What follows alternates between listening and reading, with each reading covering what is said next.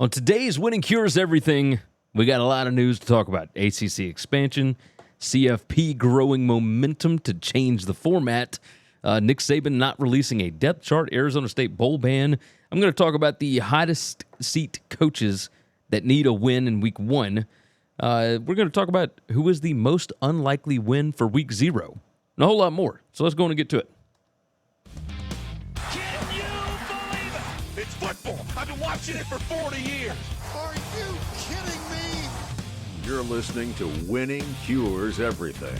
Game day, baby. Wake up or get out. Here's your host, A confident young man, a superb athlete. Gary Seegers. All right, welcome in Winning Cures Everything. It is the Monday, August 28th edition of the show. Lots of news to get into today. Let me go on and start off by asking, go ahead and like the video. Make sure you are subscribed to the channel, of course. The goal is 10,000. 10,000 subscribers. We're at almost 8,800 at this point, so if you can get us up to 10K, that is the next milestone that I personally would like to hit. If you didn't check out the recap show with Matt, go ahead and check that out. That was on Sunday. The audio issues should be fixed by next Sunday. We hope. I think we figured it out. We've got a new streaming platform that we're using. It's kind of a mess, but we would appreciate it if you would go ahead and check that out. Check out the BetUS College Football Show every Tuesday and Wednesday, 1 p.m. Eastern Time. Myself, Parker, and Kyle will be back this week. Last week, not great results, but that's okay. We're getting back on the wagon, and I figured out some things with my numbers, so I've got a few more picks that I'm going to give out in the next couple of days. So Tuesday, Wednesday, 1 p.m. Eastern Time. You can click the link in the description for that. Along with that, make sure and be here on Thursday. Three Dog Thursday will be coming at you again with myself and TJ Reeves. Had a good crowd for it last go-round. Looking forward to that as well. If you want to see my numbers, you can check it out at buymeabeer.com/winningcures. I'm going to post those, and after this week, I'm going to be posting a lot more stats, graphs, give you some ideas on success rate, all that kind of stuff. So a lot of information coming to you over at buymeabeer.com/winningcures. There is a link in the description for that as well. If you want to see my plays when I make them, you can also follow me on Telegram, t.me/GaryWCE. That's where you can subscribe. I have set it up. Not a lot of responses and whatnot on there. I'm going to set it up to where basically I just tell you what I'm doing. So if you want to know what I'm up to, that's where you can do it. So check out the Telegram. And, of course, you can follow me on the socials, Instagram, TikTok. I am at GaryWCE. For whatever reason, I have heard no response from Twitter. So we're moving ahead.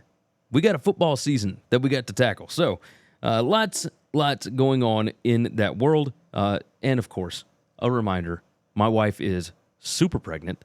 I have no idea when this baby's coming. The due date is September 9th. We'll see. So if I miss a couple of days here and there, that's why. We got a new one at the house. So not here yet, but it is what it is. The 5-year-old keeps me busy enough. I can't imagine what it's going to be like with a newborn. We shall see. We shall see. All right. Topic number 1 for today, ACC expansion. That's right. Looks like this is actually going to happen. Ross Dellinger, Pete Thamel, all of them are reporting that momentum is headed in that direction. Cal, Stanford, and SMU heading to the ACC. They have a call scheduled for tonight. Now, typically, they wouldn't have these calls scheduled. They wouldn't have done another one of these if they didn't think that they had the votes. They need to have everybody except for 2, right? The most votes that they can have for no is 2. I would imagine Clemson and Florida State both going to say no. So you need to have North Carolina, Miami, and NC State all on board to add Stanford, Cal, and SMU. It looks like ESPN is going to add $55 million annually to the ACC. That's going to be shared out via an incentive pool, and this is per Ross Dellinger from last week, but the case remains the same today. It looks like that is what they're going to do. All of these teams have said basically, yeah, we don't have to have a lot of money. We just want to be involved. Okay. Like, I guess this makes sense. At this point, it would completely dissolve the Pac-12, from what I understand. I think Oregon State, Washington State can keep the name. form some kind of a Mountain West merger. That way they can still collect all of the NCAA tournament revenue, etc., for this past season. But, yeah, this is wild. I said it last week. What sense does it make? I'll say it again. I think that we're headed to where we're going to have one big league for the major college football brands, Alabama, Ohio State, Notre Dame, da-da-da-da. And then everything else will go back to normal. It'll all be regional again. So the Pac-12, while it's gone right now, give it about 10 years. It'll be back. Like, it's insane. Absolutely insane, but it is what it is. Speaking of forward progress, the college football playoff, there is growing momentum, per Ross Dellinger, that they are going to shift from a 6+6 format, that is 6 auto bids and 6 wild cards, or 6, whatever you want to call it, best available, to 5 automatic bids and 7 wild cards or best available, whatever. Okay, this makes sense, I guess. We knew it was going to eventually be like this. I don't think that they are going to move to all 12 best teams, right? It's not going to happen like that, because when you move to something like this, you don't want to deal with antitrust litigation. You don't want to deal with lawsuits, all that kind of stuff. So you're going to have to include the smaller teams, right? Like, you're going to have to include the G5 in this somehow, some way. You can't just pay them a little bit of money off of whatever the TV contract is and not let them compete, right? You're going to deal with this stuff down the road. Might as well, while this thing is still set, go ahead and let the G5s play.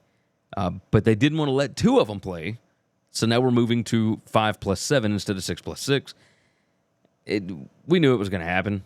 I mean, when the Pac-12 dissolved, there was no reason to keep 6+6, although I thought it would have been great to get a Sun Belt champ and an AAC champ in there. Sun Belt champ and a Mountain West champ, you know? But that's not the way that they wanted to do this. So, okay. Like, I get it. This is all about money. This is all about prestige. This is all about whatever. I think it's kind of ridiculous, personally. But it is what it is. Moving along. Nick Saban announced this Monday, that he is not going to release a depth chart. This is the first time in 17 seasons that he has not done that, leading into a ball game. And, of course, the typical Twitter chatter is, he's scared to put out his quarterbacks or whatever. I don't think this has anything to do with quarterbacks. No, I don't know that he knows who is going to actually start for him at quarterback. I'd imagine it's going to be Jalen Milroe, as much hype as he's given him. But I think this could be wide receiver and defensive line. Who knows what you got at those positions right now? I think Ja'Cory Brooks is good, the wide receiver. I think you got some good dudes on the defensive line. Other than that, I think it's all kind of a grab bag. I think you got a lot of good players. Saban wants to continue the competition through this week. Okay, I get it. So other coaches have done this. Pat Fitzgerald at Northwestern, notorious for it. At Michigan, for the longest time, wouldn't release a depth chart. Or, I mean, hell, there was one year where they wouldn't even release a roster. But yeah, I can understand this. Do I think that we're going to have this situation for long? No. Eventually, we're going to move to the Big Ten. Just signed a contract with and I forget the name of the company. I probably should have done more research on this, to be honest. But they signed a contract where they're going to have to release information on Saturday mornings, like before games. The morning of games, they're going to have to release injury charts and all that kind of stuff to let people know what's happening in the games. You're going to get the same thing in the SEC eventually. Somebody's going to pay a lot of money, and they'll have to do this. And guys like Nick Saban, it may not even be around by the time that gets done. But I see why he's doing this right now. It's just weird that he's never done it, and now he's going to do it, right? But I don't think it has to do with quarterbacks. So, Arizona State. Arizona State has implemented a bowl ban for this season. They announced it on Saturday. So during week 0, all that mess that was going on, okay, They have said that they decided they're going to go ahead and implement a bowl ban, get ahead of the NCAA on this one. I think it's ridiculous. The goal for the players at Arizona State was to make a bowl game. That's what they wanted to do in their first year. I don't think the coach agrees with this. Obviously, the players don't agree with this. Why? There are so many questions with this. If Arizona State is admitting that they were guilty of something, why on earth did they just buy out Herm Edwards and not try and fire him for cause? That doesn't make any sense. And then you're going to turn around and self-impose a bowl ban, even though they have shown, the NCAA has shown, that they are not going to implement bowl bans going forward. They're doing their best to not punish current athletes for the sins of former coaches. So why would you do this? It makes no sense. I don't think it's going to affect anything. We'll see. I hate it for those players. Absolutely hate it. But you do go into the season, if you're Kenny Dillingham, the new head coach, and you just get to let it fly. None of it matters. Just you're trying to win games, obviously, but he's got a clause in his contract that if they were to get some kind of NCAA punishment, whatever, he gets an extra year added to his contract. So his 5-year deal probably looks like it's going to be a 6-year deal now. So this first year means absolutely nothing. I mean, legit year zero for Arizona State. So who knows what to expect from that team. If they were playing somebody with a heartbeat in week one, I would probably bet against them, because that just seems like something that it would take a little while to get away from. They do have to play Oklahoma State in week 2. I think that's right. So we'll see. Arizona State. This is great radio. I know it is, but I want to double check it, because that might be something to look forward to as far as gambling is concerned for next week. Yeah, Oklahoma State. They host Oklahoma State in week 2. Then Fresno State in week 3. Like, I have to wonder how long it's going to take them to get over this. Along with that, we'll move along. A few more things to hit on. All right. Jim Harbaugh opened his Monday press conference by talking for 6 straight minutes about how he supports revenue sharing for athletes.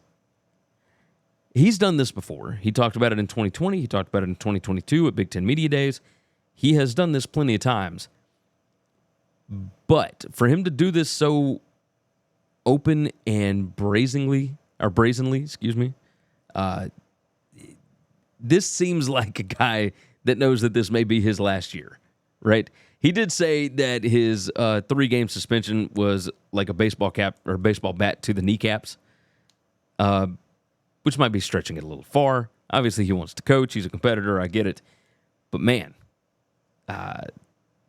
coming out saying all this kind of stuff just seems like somebody that's like, yeah, I'm going to speak up on this, etc., because I may not get another chance to, right? I think if Michigan has another good year, I have to imagine this is the year that he ends up going to the NFL. Just guessing. But that's what it came off to me as. Hey, I want to get out as much stuff as humanly possible. I'm going to talk about whatever I feel like talking about, and that's going to be it. But 6 straight minutes of this. And I don't disagree with him. I understand where he's coming from. He basically said that you can't continue to pull in hundreds of millions of dollars and not share it with these student athletes and still say that you are supporting diversity and inclusion and all this. And I don't disagree with him. However, it's week 1. Like, what are we... we're supposed to be talking about football. But I guess all the lines are blurred right now, and it is, I've said it 1,000 times today. It is what it is. You guys know. All right, let's talk about some of the other stuff. Utah's Kyle Whittingham. He will not talk about Cam Rising or Brent Keithy's statuses for the Florida game. Florida also, all the stuff that's going on with the hurricane that could be hitting, which, by the way, prayers to everybody in the path of Idalia. It's strengthening. I think this thing could hit a Cat 5. It's going to be rough. But they are moving out of Gainesville, and Florida is prepping in Dallas this week before they head over to Salt Lake City on Thursday night. So, going to be interesting. I don't know whether Cam Rising is going to play or not. I think he was listed as the starter, so I'm going to go with yes. But you never know with these things, right? UCLA named Ethan Garbers as the starter for Week 1 against Coastal Carolina. However, Chip Kelly did come out and say Dante Moore and Colin Schlee are both going to play in that game. So we'll get to see basically everybody, I think. That spread's only 14.5. So I don't know that I would say for sure that all three are going to play, but you've got to make sure you get the right one. That's for sure, because Grayson McCall on the other side is going to be slinging the ball. So we'll see. Lane Kiffin, he came out and said that Zachary Franklin is still not practicing. Of course, the UTSA wide receiver transfer. He's got a knee injury, and he is still not practicing. So don't look for him in Week 1, and maybe don't look for him in Week 2. If he's still not practicing right now, he may not be on the field when they head to Tulane next weekend. So just something to pay attention to. Also, Darius Rucker, Laney Wilson, and the Cadillac 3. Those are the voices for the new ESPN College Gameday coming to your city. I thought they were changing the song. No, they're just changing who does the song. So Darius Rucker, Laney Wilson, and the Cadillac 3 are going to be your new voices for ESPN's College Gameday. Interesting. All right, on the other side, we got the most unlikely wins from Week 0. I think the winner of that is going to surprise you. And I've got the hottest seat coaches that need a win in Week 1. Let's check out some things you should know about. Every Tuesday and Wednesday at 1 p.m. Eastern, expert game analysis only on the BetUS TV College Football Channel. If you haven't already, subscribe to the podcast on Apple, Spotify, or whatever's your favorite podcast app. And if your app allows it, leave a 5-star written review. Visit the Winning Cures Everything web store to get all kinds of football shirts, hats, hoodies, mugs, and more. Visit winningcureseverything.com/store to see what all we've added. And now, back to the show. All right, just a reminder, go ahead and click that like button for me if you would, so kindly, and subscribe to the channel. If you're listening on the podcast, thank you. But also go over to YouTube, hit that subscribe button. Again, buymeabeer.com/winningcures, t.me/GaryWCE. Those are the two spots, and I'm on Instagram and TikTok. Don't forget about Thursday, $3 Thursday, and the BetUS College Football Show, Tuesdays and Wednesdays, 1 p.m. Eastern Time. Y'all know how it is. All right, the most unlikely wins from Week 1. What this is, from Week 0. What this is basically the post-game win expectancy. What teams won the game with a less than 50% post-game win expectancy? And we'll start off with one this isn't the most unlikely. Jacksonville State. They got the win against UTEP, 17-14. They had a 40.8% post-game win expectancy in that game. And if you looked at the stats, you could kind of understand it, right? There were some things that absolutely had to go Jacksonville State's way for them to get that win, but they were at home, and it worked out. It definitely worked out. The other one I think is going to surprise you. The most unlikely win from Week 0 is Vandy. That's right. 35-28 winners over Hawaii in Week 0 at home. Hawaii had over an 80% post-game win expectancy. Vandy, 18.1% post-game win expectancy, and they won the game. Now, when you go back and look at it, Vanderbilt was up 35-14 late in that ball game. They had to avoid an onside kick recovery from Hawaii. They had to avoid 2 4th-and-goal situations from Hawaii, but they were up by 3 touchdowns, and yet they still had a less than 20% post-game win expectancy. They weren't great. Even Clark Lee has come out today in his press conference and talked about how that offensive line was not pretty, I think was the words he used. Their offensive line play was not great. So Vandy got some things to work on. But Hawaii, a little bit impressive. And that line in that Hawaii-Stanford game, that thing dropped down to 3 at certain points today. It's back up to 3.5 now. Stanford's only favored by a little more than a field goal. But that thing was at 8 or 9, I believe, earlier in the offseason. So we shall see what happens with that. the hottest seat coaches that need a win in week 1. Now, I would have started off with Cal's Justin Wilcox here, but I don't think Cal is making a change anytime soon. All the uncertainty that's going on at that university, I do not envision them making any kind of changes.